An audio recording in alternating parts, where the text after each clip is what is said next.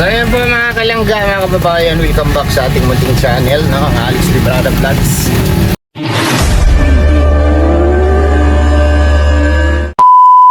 So isang mapagpalang araw po sa ating lahat mga kalangga, no?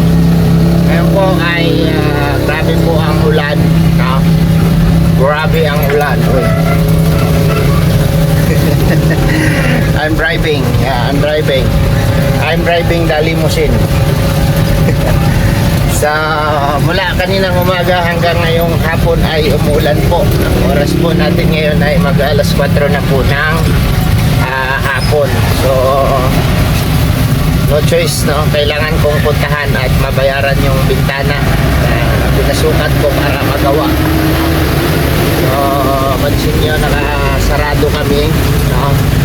Ang aming kortina kasi po maulan po, mga kalangga, maulan dito sa Camarines Norte, no? Ang lagay ng panahon ay maulan-ulan. Oops, ano ba yung tinatin? ang bira. Nananapok yung kawaya. Maulan po dito.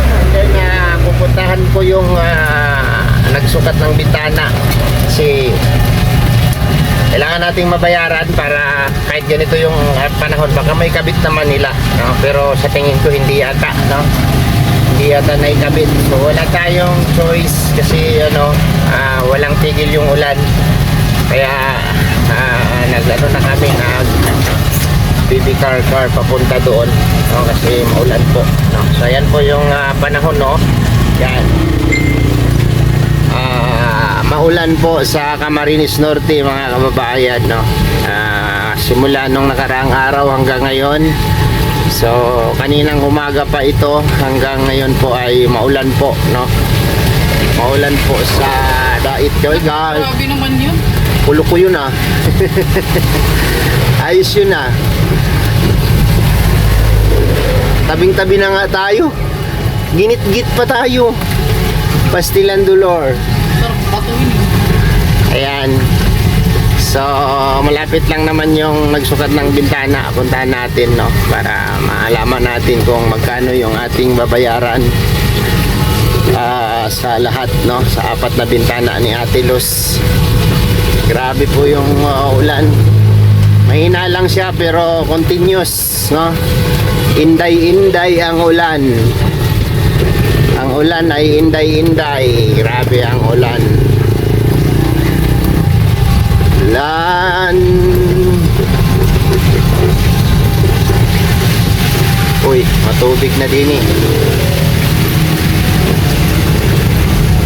Bukas kaya sila.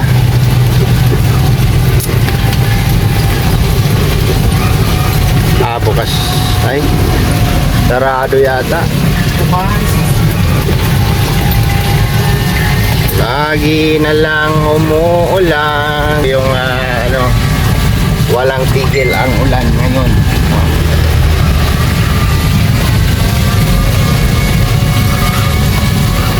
Alright.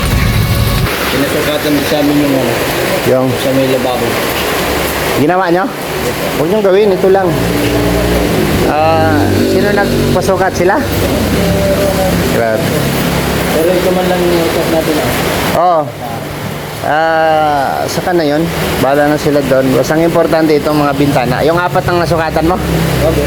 Yung apat? Grabe. So ikakabit na lang po siya. Kaso lang maulan po ngayon. Sarap ng merinda ni Busing, oh. Shout out! Shout out sa inyo. Grabe. Mga bukas siguro to. Kabit nyo bukas to? Natanong ko na ito. Ha? Pero sarap po. Kailan baga? Magkano daw to lahat? Kaya accessory lang po. Sige. Tatanungin natin kung magkano kasi wala po talagang no? Hindi kami makalabas-labas ni Glyza kasi grabe ang ulan, So shout out nga po pala sa ano nga pangalan nito? Andito na. Ayan, shoutout nga po pala sa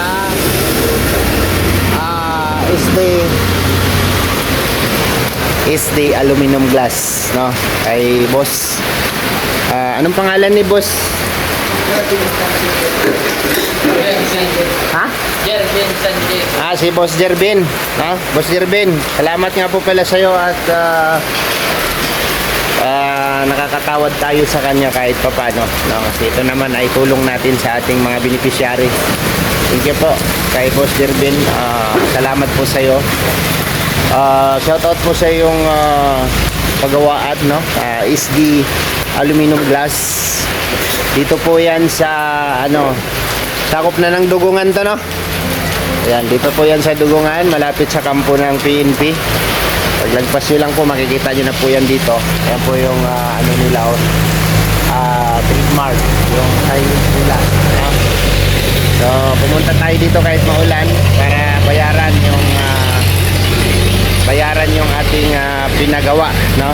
Ay bayaran natin yung ating pinagawa. At salamat nga po pala sa Team Rochelle, Isabela, Cagayan Valley Chapter, no? Ate Lynn Dagyo, ayan, shout out po, no? Kay Ate Rosemary Montilla, shout out po sa Ate Rosemary Montilla. Kay Tita Rosita Abubo, may galab shout out po sa inyo. Ate Mela Mangawang, ayan, maraming salamat po sa inyong tulong para makabit yung bintana nila, no? So ito po ay magla-last vlog tayo doon after na makabit nila ito. Baka bukas makabit nila ito kasi ngayon pwede pa sana yan mahabol kasi kanina pa nila tapos.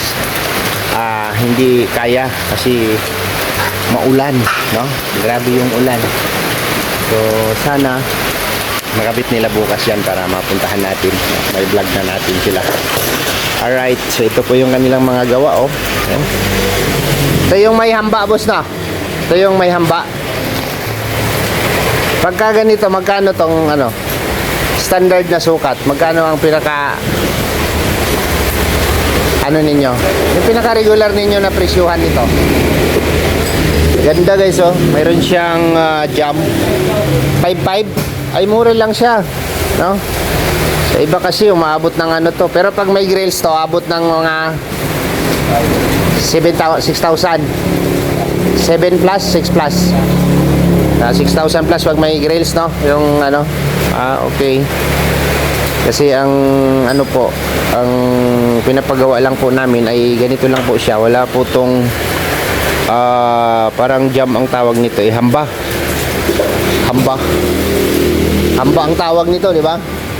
So, ito muna ang nakakabit na siya lahat, no? Sasalpak na lang ito. Grabe, no? Pero mas maganda talaga pag ganito, no? Kasi siya parang naka-frame. Oo. Naka-frame na siya. Ganda. So, unlike ito ay sliding window, door. Window yan.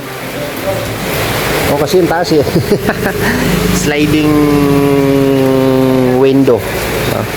Ito yung nagawa sa So marami po silang gawa dito, guys. Ito po yung mga regular lang natin na pinapagawa, oh. Ito po yung ikakabit doon sa bintana ni Ate Los, no? Bali 4 na bintana yon, no? Pare-parehas lang ng size nung sinukat mo, ano nga pangalan mo? Aris? Pare-parehas lang ng size yung bintana, lahat yung 4? Walang maliit, gano'n?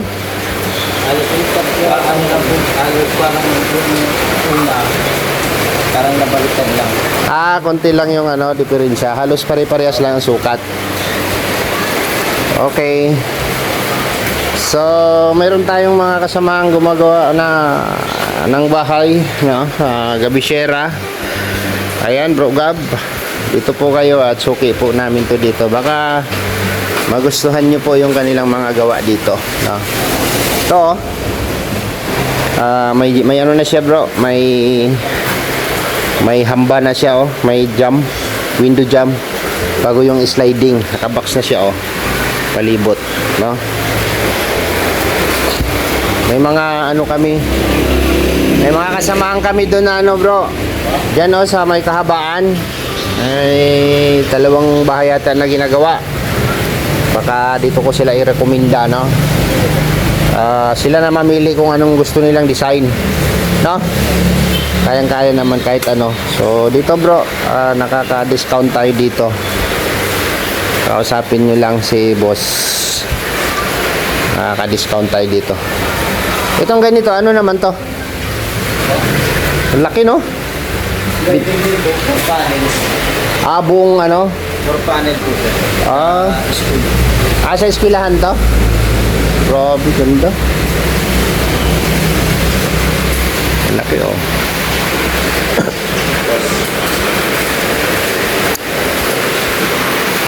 So, ayan, bro Gab.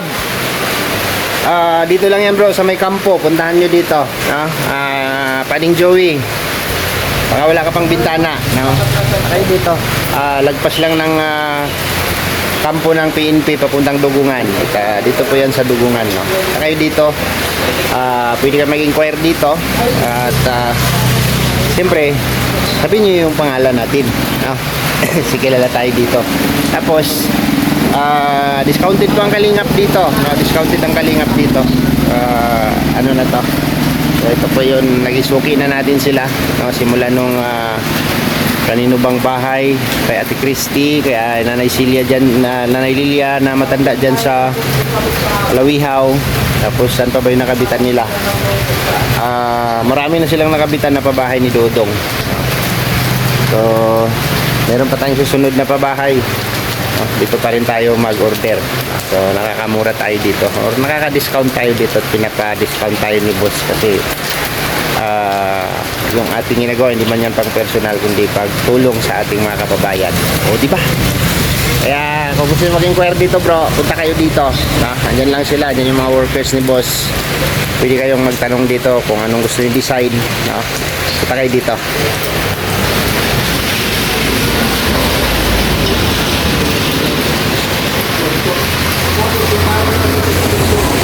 Ano, magkano lahat yung sa akin? Tapos na bro.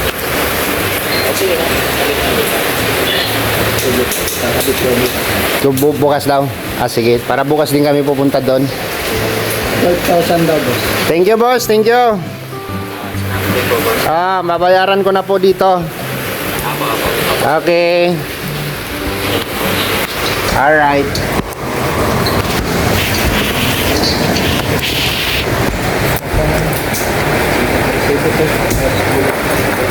Tapos na yan? Nakakatawad tayo dito. Nakakaano tayo, nakaka-discount, no? Salamat kay boss. Ano pangalan? Yes, Jervin? Jervin. Boss Jervin. Thank you boss Jervin sa discount.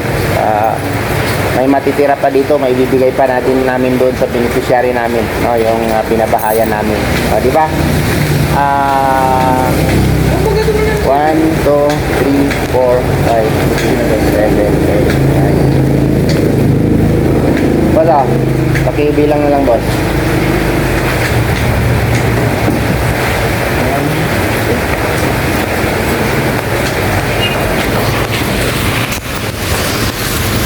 So, yun, no? Salamat sa discount. Tama. Sige, kita tayo bukas doon. No? Anong oras kaya? Maga? So magko-commute kasi kami, wala kami service ay. Pero sana maabutan namin kayo doon para makapagbigay ako ng pangmirinda sa inyo, ha? Salamat bro. Thank you. So bukas daw, ha? Resibo? Dalhin nyo na lang bukas kung ano, ha? Kita-kita lang tayo doon. Salamat. Ayan. Sana maabutan namin kayo bukas doon. Pero agahan namin din umalis. Kasi magko-commute lang kami ay. May ano kayo? Anong gamit nyo? Yan, huli. Sige. Kita na lang tayo bukas doon. Okay. So, thank you po kay Boss Jervin. Salamat po sa kanya. Nabigyan pa tayo ng discount. Grabe yan. Hi! Naka-discount pa kami. Sa discounted tayo. Kasi matagal na natin silang suki, no? Matagal na natin silang ino-orderan dito o ano, kasi sila yung binukuhanan natin. Biruin nyo po, no? Yung pina-inquire ko sa kanila. Pina-inquire ko sa kanila ni Ate Luz is 5,000 plus. So hindi pa yun katulad nung pinakita ko kanina na may may hamba, may window jam. Tingnan mo nga dyan, may. Hindi ko makita. Libre? Are you sure? Yes. Yan. So yun po yun, salamat po kay Boss Jervin ng ST Aluminum Glass. Thank you po sa iyo. Malaki po yung na-discount, pina-discount nyo sa amin. So matitira dyan, ibibigay ko po kay Ate Luz para kung ano pa yung kanyang gagawin, kasi maglalas vlog na tayo sa bahay po ni Ate Luz, ibibigay na natin sa kanila. Salamat po sa tulong po ng Team Rochelle Cagayan, Team Rochelle Isabela Cagayan Valley Chapter. Thank you po sa inyo. Ate Linda Gyo, ayan, ay ulitin ko po, Ate Rosemary Montilla, thank you so much po sa inyo. Kay Tita Rosita Abubo, ayan, maraming salamat. Thank you po sa sa inyo.